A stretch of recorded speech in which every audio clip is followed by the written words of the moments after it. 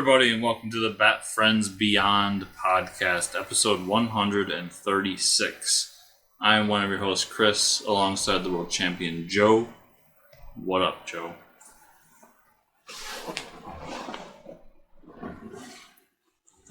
Listen to me, baby. Let me whisper in your ear.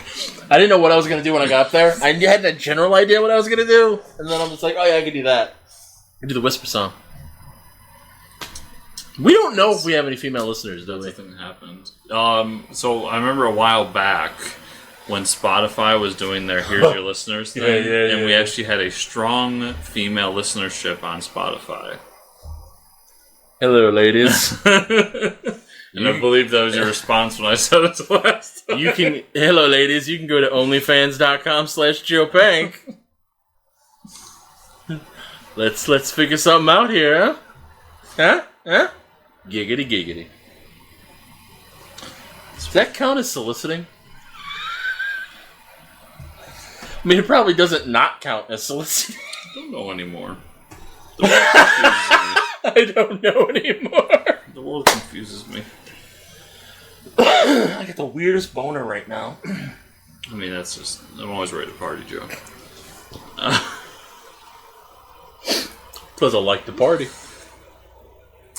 So what do you say we watch Season 2, Episode 8 of Batman Beyond? It'd be a lot cooler if we didn't. Titled Hooked Up. This is written by Robert Goodman and directed by Dan Ribba. Ribba. Welcome to Metaverse, the Batman Beyond episode. Ribba.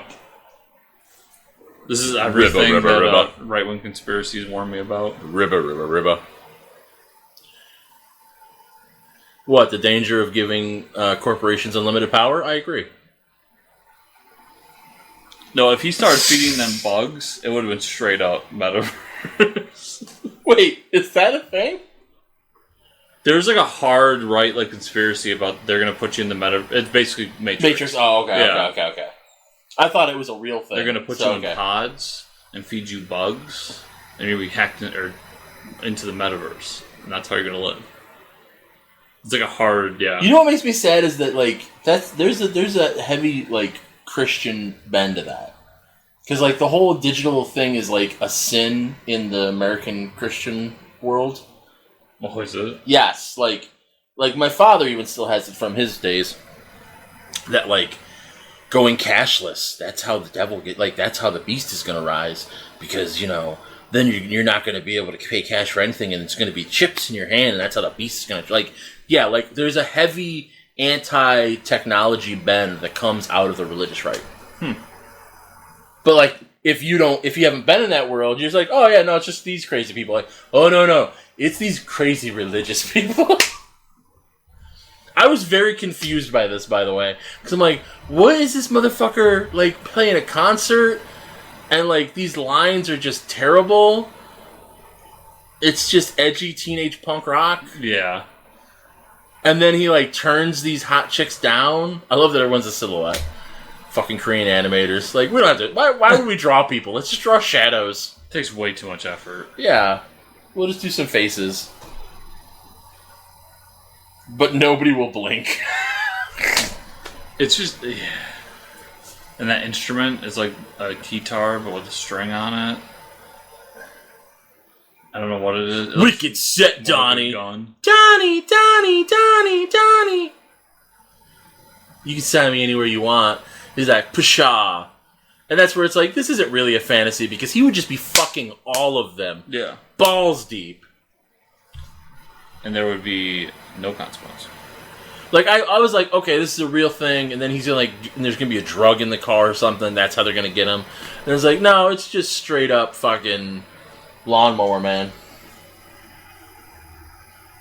You should watch that. We should watch Lawnmower Man. Always right before your dick's about to get thawed. Yep. Always. That's how Zuckerberg gets you. It's true. That's why he's set the fucking hookers on Facebook dating after us. Fucking Facebook dating. It's the worst! It really is. But, none of them work anymore. Not for me. I mean, it worked maybe for other people. I had to explain that to... I'll not say his name out of consideration. But he's like, late 20s. And Sunday we're talking, and he's like, I was talking to this woman, and we matched, and then she just, blocked me on the app and just went away. And he goes, I don't understand what I did. I go, you have to understand, it's not about you. Women treat these apps as ego farms. I go, and I'm not saying this is fuck them. It is what it is. I'm just telling you this so that you don't take it personally. It's nothing you did. It's all about them. They got what they wanted, and now they're done and going to move on to something else. No, there's studies on this. Yeah. Yeah. I personally have done a lot of work in that field. Because there's even things about women who are... Excuse me. And let me be clear, ladies. I'm sure there's men that do this shit, too. Oh, yeah. No, it's just just saying, we deal with women, so yeah. There's studies It's of people. women who are of moderate to low attraction, and they only go for the higher attractive men. Yeah. Just to get that ego boost. Yes. Because if they match, if they don't match, whatever, you're not going to match with most people on the apps. But if you match, then it's oh, hey, all right. Yeah. Yeah. No, and then that spills into their real life and why they have terrible relationships. It's true.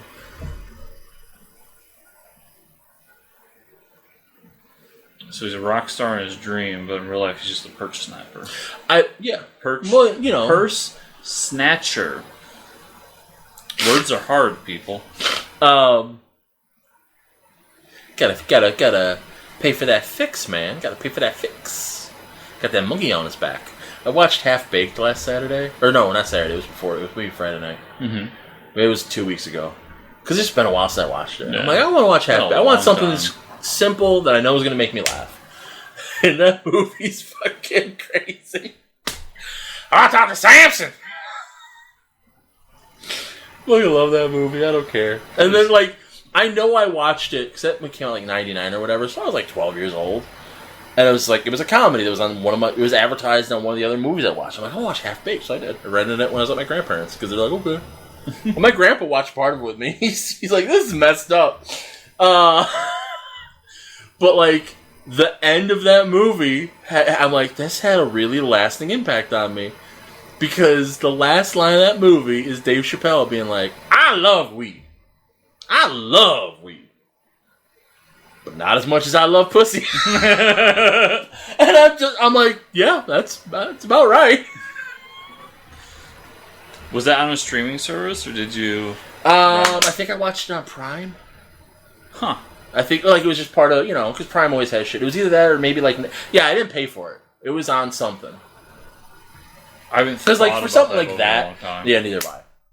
And I think it was literally I went to Prime because I think it was Prime because I haven't been to Prime in a while. There's usually movies that pop up, so let me just and all of a sudden they're Half Baked. I'm fuck yeah, I'm gonna watch Half Baked. I haven't watched that in a while. Did I tell you I finally watched Rocky, the first one all the way through? Still have never watched Rocky. Rocky's just watch Rocky. Yeah. Don't watch anything else. I've seen... I don't think I ever watched 2 all the way through. I've watched 3 most or all the way through. I've watched 4. I've watched 5 the most. Ironically. But, I never saw it... Rocky is a good indie movie. Mm-hmm. And then it just gets dumb. Because, the whole message of the first one is... Rocky's a weirdo because he's physically built, but he's dumb. Mm-hmm. He's slow. Adrian is very shy and nebbish, and it's the whole thing of we're all outsiders, and it doesn't matter if we win. It just matters that we fucking do something with ourselves. We shouldn't let our fears hold us back because he doesn't win the fight. Yeah. Spoiler alert. Yeah, I know that. And I'm this is a real... And it deals with his anxiety of, he goes to the arena the night before the fight, and he's just, looking, because he's holy fuck. And, by the way, he's a fucking mob enforcer, which is something I don't think gets brought up enough. Rocky's a mob enforcer when the movie starts. He's literally shaking people down for money. I think it's funny that their big dream in the... whatever you want to call this other universe... Yeah. Is that they're going to get engaged, and that the guy... Works for the fucking fast food place? Yeah, he's a manager at a fast food place. Well, because it's Dream just, bigger, kids. Yeah, but it's, again, it's these runaways that just... Yeah. You always dream at what your level's at. So, and then every other Rocky movie is all about him being a big star winning fights. So it invalidates the premise of the first movie.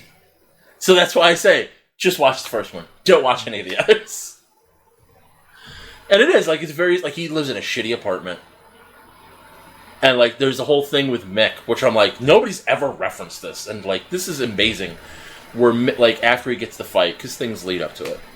And Mick comes to talk to him. He's like, I could manage you. I could teach you. And Rock's just like, oh, that's real nice. How about you get out? And then, Mick's like, okay, because he's just walking away, sad, broken old man. And Rocky just gets angry and starts yelling, through, you know what? 8 years, you had no help. Now you want to help me? And it's just holy shit, this is a Stallone's performing right now. This is acting, and, he's emoting. And it's that thing of, none of you gave a shit about me until I could do something for you. Mm-hmm. I'm this is a fucking movie. This is telling a story. And then it turns into, if I could change, and he could change, we all could change. Shut up.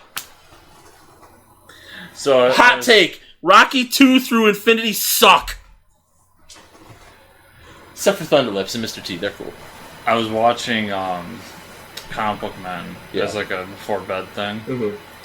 And there's an episode where some guy brings in the Rocky action figure set they did in the mid 2000s. Okay. And one of the store exclusives was the hanging meat.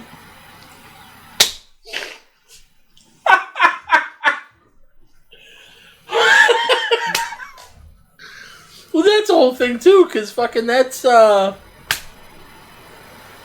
I can't think of his name, but it's Adrian's brother, and he's just a drunk asshole. And the whole hanging meat thing is him just again trying to get he's trying to get mobbed up. He's trying to get a job with the fucking local boss through Rocky. So that's why he's you could come work out in the fucking meat plant. I can't do this no more, Rock. But by the way, my Facebook status, and I still think this is true and hilarious. The most accurate part of Rocky is that everyone in Philly is in a bad mood. Literally, 6 different times a conversation starts and someone just goes, I'm just in a bad mood. And Rock goes, you're always in a bad mood. And it's different people. I'm just in a bad mood. Everyone in Philly is in a bad mood. What years did it take place in? Fucking the 70s. Oh, that's why. Yeah. Eagles were garbage back then. Yes. But no, it just cracked me up so much. I'm just everyone in Philly's in it. They explicitly say, I'm in a bad mood. There's a small protest going on outside the guy who owns the Flyers. Okay. His house. There's a bunch of Flyers fans with signs that just say, sell the team already. Because they want him out of town. That's hilarious. That's fucking funny. This guy's a fucking creep. All over you. This is a whole weird turn, too. That, she's doing it to, help Terry, and then she actually gets hooked. Yeah, I kind of get it, but... Well, it gives Terry the incentive to go do something about it.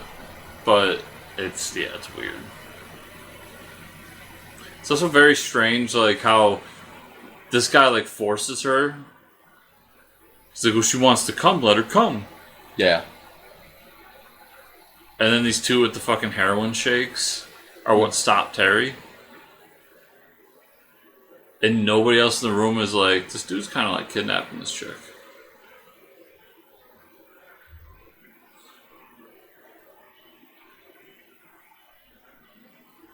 What's going on Facebook?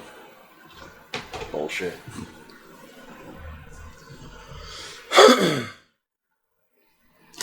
I love Spellbinder. He's literally a criminal. You guys know this. He's also a bad criminal. He uses the name he's been arrested as before. Mm-hmm. Fucking Hornet riding motherfucker. Well, at least he got rid of the Hornet thing. I mean, that you know of. Oh, I know. He's dead.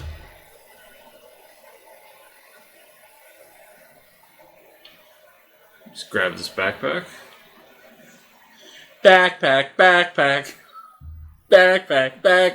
Terry, you should be able to fight junkies without your suit. Nah. Really He's a Mitch. He's a real Mitch.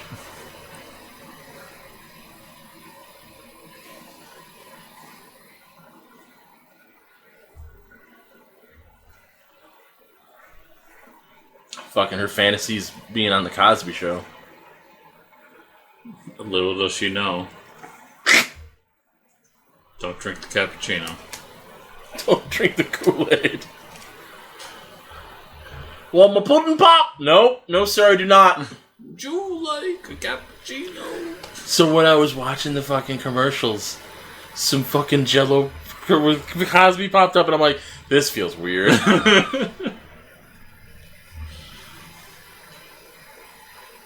How are they not all just dreaming about getting fucked?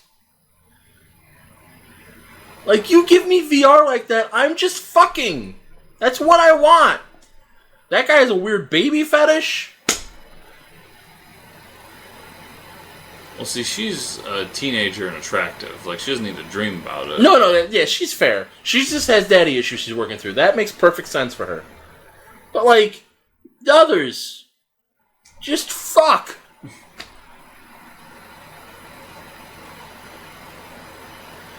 Like, she literally goes from top of her class to stealing from a car.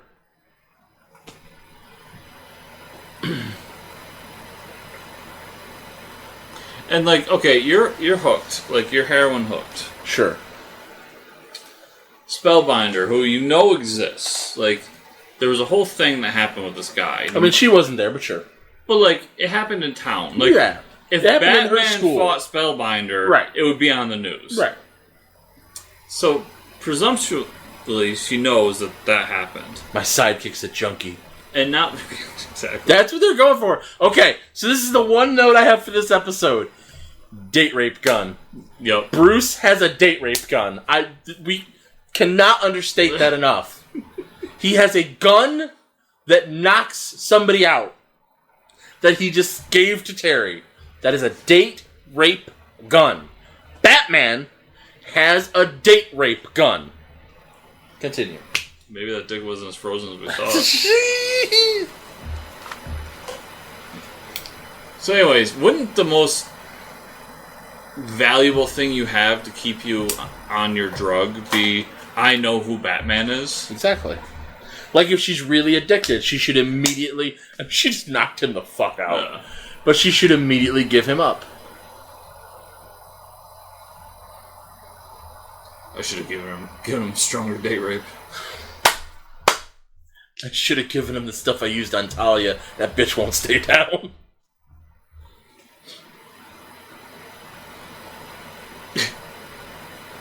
Now you sound like Batman. This fucking guy. It's also one of those things where, like, the key to making a good drug is not killing your customer base. Like, Spellbinder is in control of their dosage. It's one thing when, like, somebody overdoses on something, but that also tends to follow attempt to clean yourself up because of the way that neurotransmitters work, and you lose your tolerance, and that's what happens. Like, you don't typically, if you're a regular user, you don't typically overdose just on what you're on. Mm-hmm. But Spellbinder is controlling their dosage. So none of them should ever die. Because it defeats the entire purpose of the experiment. Unless he just wants to sow chaos. He was a high school psychiatrist. He's a pussy. No. He is not so chaos guy.